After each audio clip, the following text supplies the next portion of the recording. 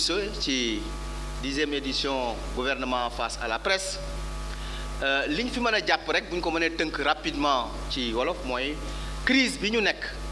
te crise boobu doon crise boo xam ni dafa am lu muy laal ci suñu wàllu koom-koom te crise boobu Sénégal du moom moo ko créé déedéet crise bu njëkk bi mooy Covid te gis ngeen ni Covid bi mu ñëwee depuis 2020 li nga xam ni moom la président Macky Sall taxawaayam mooy ministre des finances wax na ko léegi le PRES le programme de résilience économique et sociale mu jël junni milliards def ci jàppale ñi nga xam ni mooy dund bi ci kër yi jàppale entreprise yi nekk en difficulté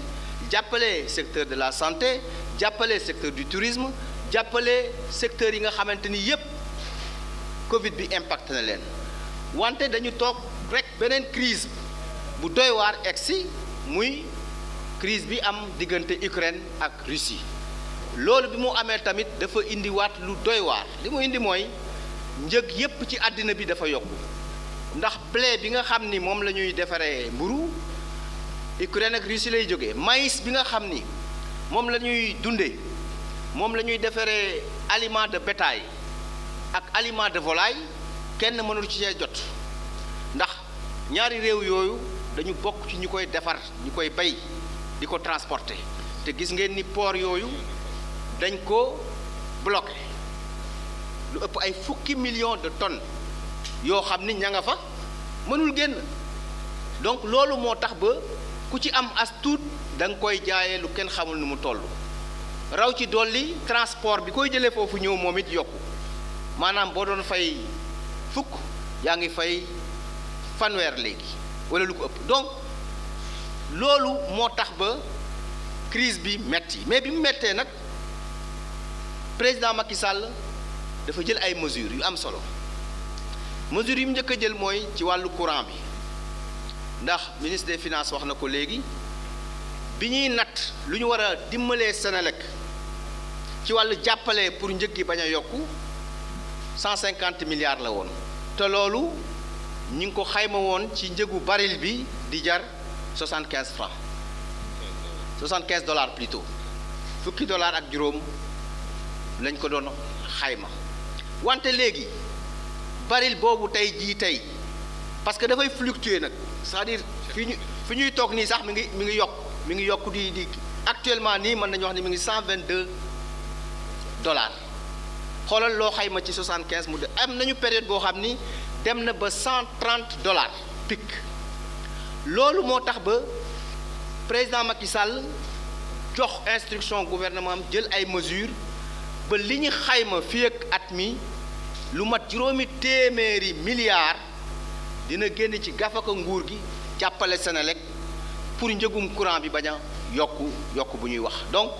loolu lu am solo la ñu wax beneen bi it mooy ci wàllu essence bi ñuy wax essence bi super yokku na aslëf mais loolu bu fekkoonte ni dañu def vérité des prix maanaam njëg gi ñu war a jaay dëgg-dëgg loolu mi ngi war a toll ci 1168 francs au lieu de 800 yi nga xam ni 890 bi ñu wax léegi 1168 donc loolu tamit ndimbal la malgré yokk bu ndaw boobu am na ndimbal la ci usagers yi mais li ñuy noté tamit mooy gasoil bi kenn yokku ko pourtant waroon na yokku bu ñu demee ci même logique bi mais li tax président Macky Sall wax ni ay la yéwén il faut ñu toog bañ a yokk gasoil bi mooy gasoil bi transport en commun yi moom la ñuy jël industrie yi tourné moom la ñuy jël boulangerie yi moom lay jël et cetera donc loolu kenn laalu ko donc amul benn impact bu mu am ci wàllu transport bi ak ci wàllu yeneen industrie yi nga xam ni ñoom la ñuy liggéey ci loolu il était important également ñu wax loolu pour que mu leer ni gasoil moom kenn yokku ko donc transport en commun mënul yokku transport de marchandises également mënul yokku beneen bi ci des mooy ci wàllu njàng mi wàllu éducation wax nañ ci lu bare ak mesures yu am solo yi président Macky Sall jël te gouvernement am di ko exécuter mooy yokk payoor yi ñu yokk ci jàngalekat yi seen indemnité yi ñu yokk loo xam ni guléet bi Sénégal des Sénégal mu mën a am masul am ay yokk yoo xam ni day dem 100% 150% 200% loolu amul benn réew ci àddina waxuma Sénégal rek de amul benn réew ci àddina bu def loolu nag li tax président Macky Sall def ko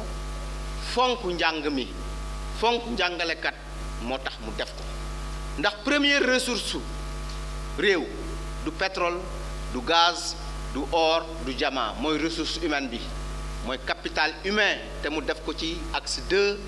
bu PSE capital humain protection sociale développement durable donc loolu lu am solo la wante nag li mu war a jur mooy nag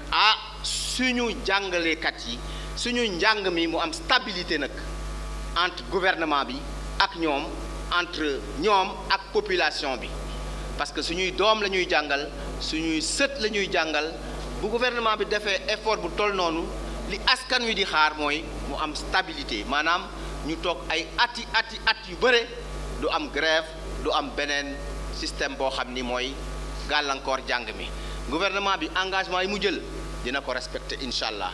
ñoom it enseignants yi li ñu leen di ñaan mooy engagement yi ñu jël ñu respecter ko beneen bu génn ci waxtaan bi mooy abri provisoire yi mais abri provisoire je parle sous le contrôle du ministre de l'éducation bi président Macky Sall di jël réew mi nous étions à plus de 8800 abris provisoires ci Sénégal en 2012 tey jii buñ ko xaymaa lu ëpp moitié bi réservé nañ ko lu ko ëpp mu des li des nag 120 milliards téeméeri milliards ak ñaar fukk génn nañ ko pour tabax ay écoles yu bees yuy remplacer abri provisoire yooyu te loolu les chantiers sont en cours te incha allah dinañu baral liggéey bi pour que ñu mën a résorber abri provisoire yooyu nga xam ni moom la fi président Macky Sall fekkoon te def ci ay effort yu am solo beneen bi ci des mooy li nga xam ni mooy xëyu ndaw yi entre autres lu ministre bii nga xam ni mooy Dame Diop développé nañ ko xëyu ndaw yi président Macky Sall moo ko indi mais avant mu koy indi am na yeneen programme yu mu doon déroulé di fexe xale yi ñu former leen mooy fonds yi nga xam ni moom la ñu jox 3FPT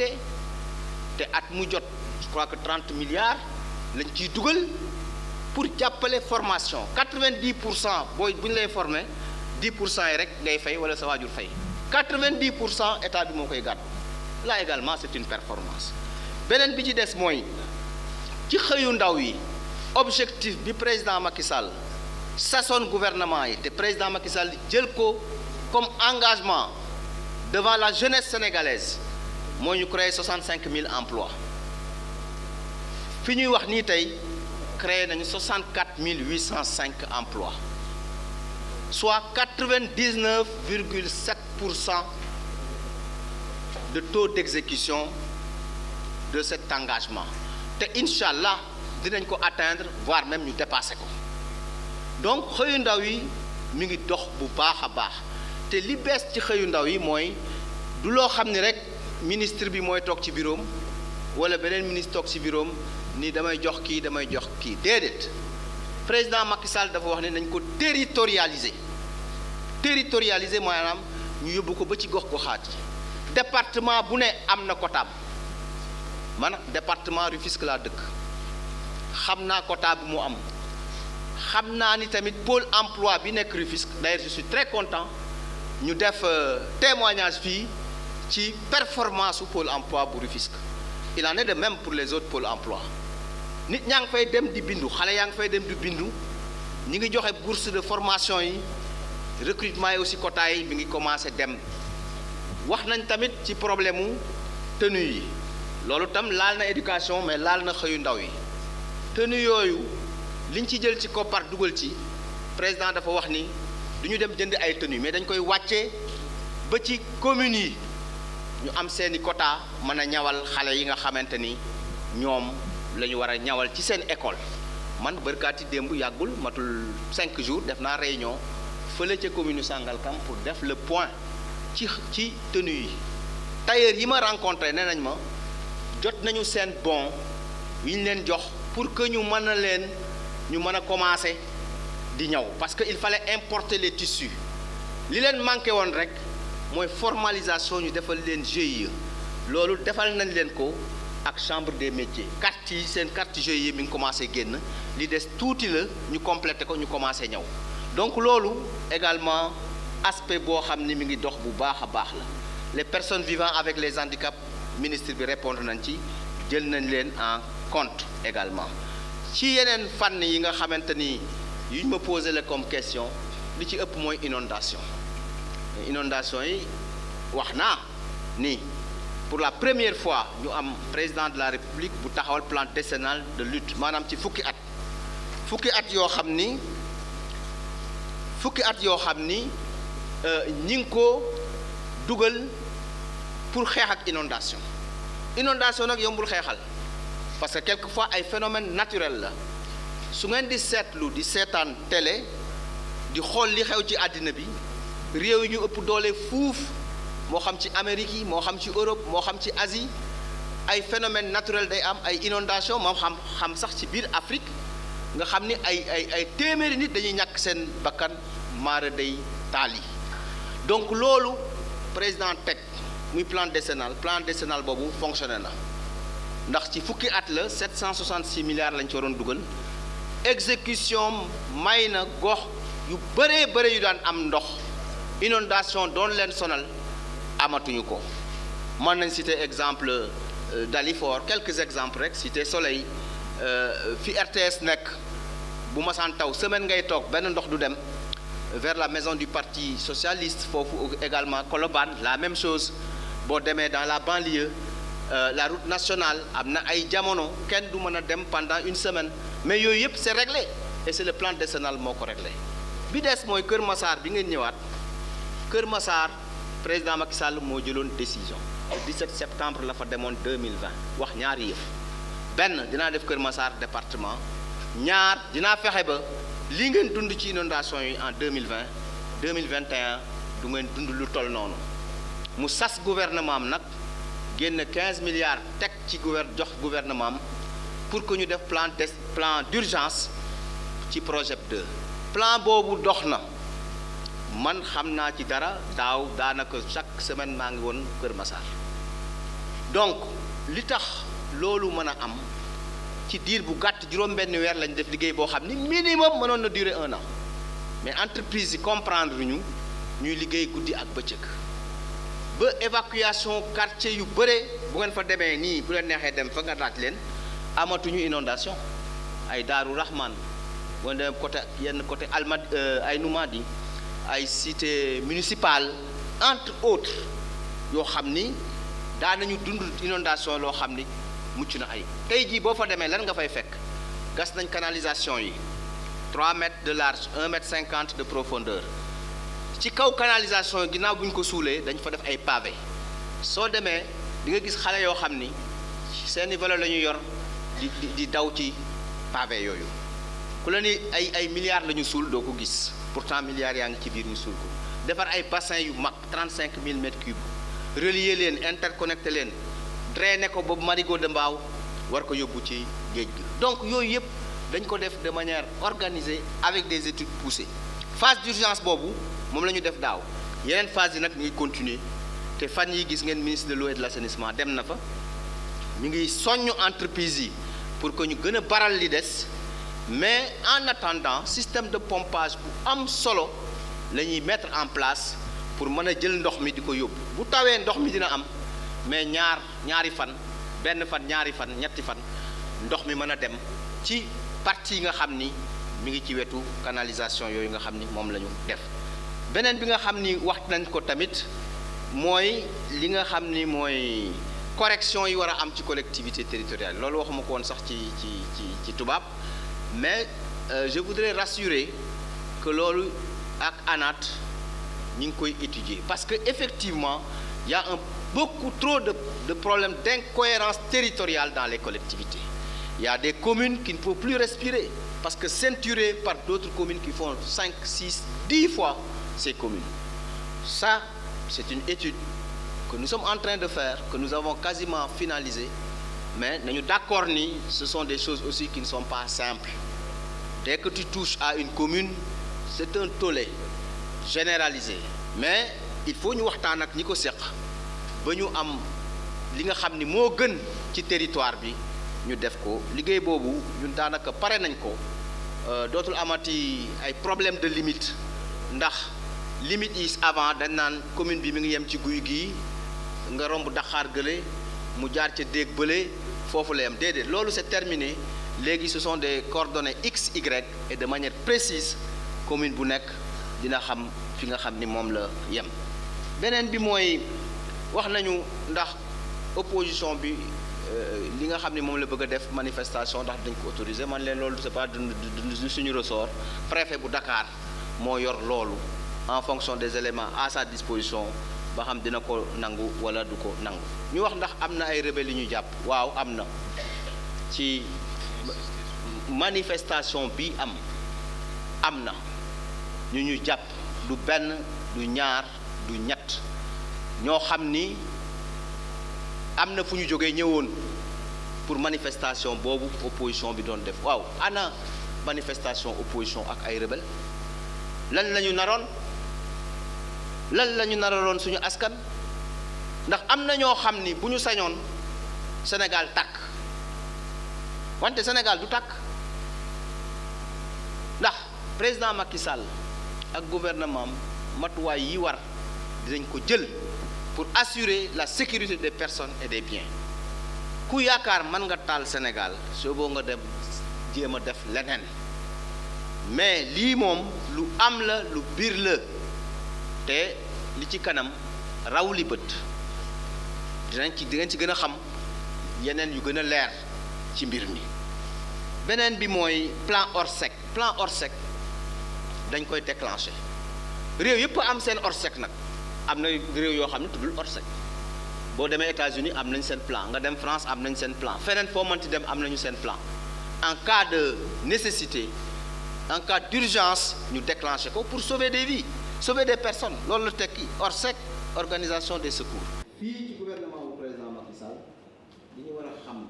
te Sénégal nag wax dëgg yàlla am nañu ay ñu xarañ yoo xam ne ñu ngi ci gouvernement bi ñu ngi ci boo demee SONES ñu xarañ ñoo fa nekk boo demee ministère de l'eau ñu xarañ ñoo fa nekk donc xam nañu situation ndoxu Sénégal ak nañ lañ koy gérer en termes de drainage des eaux pompage bi ñu wax ni waroon nañu mën a pomper ndox yi pour rabattre nappe bi mais loolu am na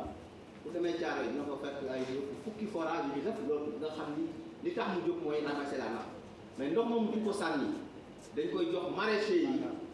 ñu interconnecté ko ak Bertialane il y a un réseau Bertialane boobu mu ngi indi lu war a mat plus de 12 000 mètres cubes jour 15 000 mètres cubes jour ñu mën koy ci seen partie yooyu nga xam ni moom la ñu prévoir bi ñuy mujjee rek mooy filière arachide bi ñu wax maanaam gerte gi lu tax du ñu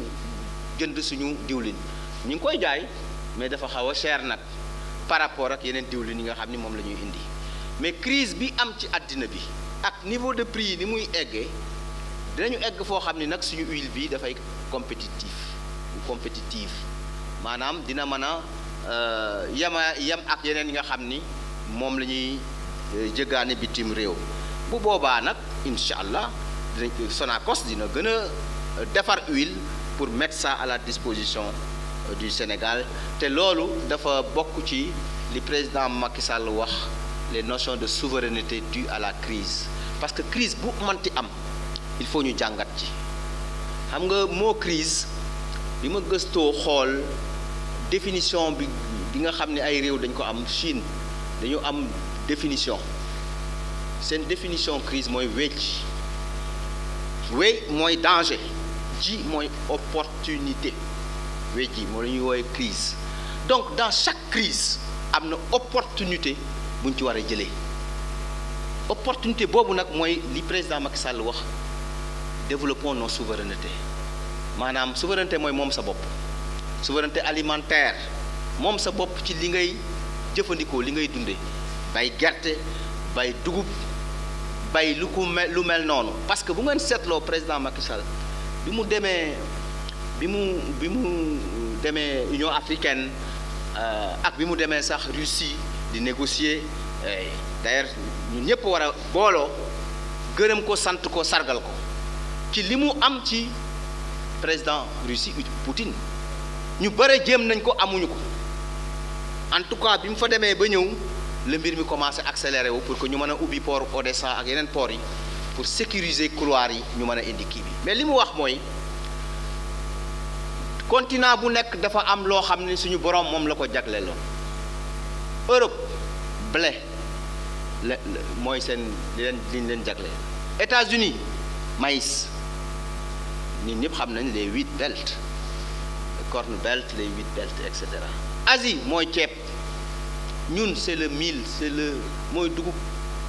mais nañu fonk suñu yooyu nga xam ni suñu borom moo ñu ko jagleel pour ko mën a valoriser te mu ñuy jox les mêmes nutriments les mêmes vitamines sinon même plus que li ñuy jënd loo xam ni ñu ngi dépendre extérieur donc là également ci souveraineté alimentaire bi war nañ ci xalaat même mboq sax mën nañ ko développer ndax mboq mi dafay permettre ñu alimenter suñu volaille alimenter suñuy jur gi mais alimenter suñu bopp aussi ci biir mboq mi donc yooyu yëpp ay souveraineté la moom sa bopp ci wàllu mbay moom sa bopp ci wàllu santé souveraineté alimentaire moom sa bopp ci wàllu médicament souveraineté pharmaceutique moom sa bopp ci wàllu xarala yu bees yi muy souveraineté numérique moom la ministre de l'éducation wax nga xam ni dañuy jàngale léegi sànq nga dem ci classe yi donc loolu également am na solo lool pour que ñu bàyyi ci xel donc loolu